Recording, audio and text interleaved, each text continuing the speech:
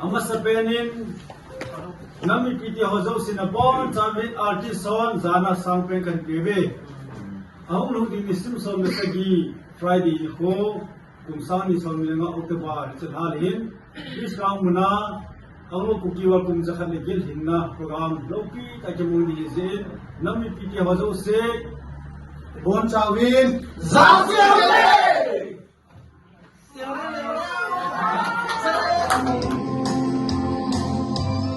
Engkau kain purba, senyap seluruh di sela.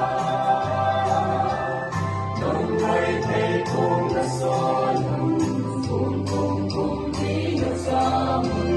Esekan tinggi nansau, agar belum koki dui seleng kamuta. Selengam,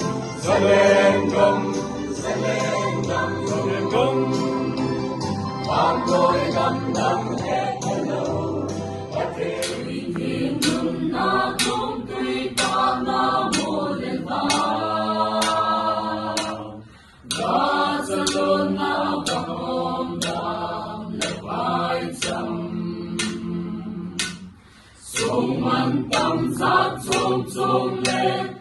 Himang tam sa ating akimba Alaw pimintan na Som nahas sa ay-samay Lipot sangkot sa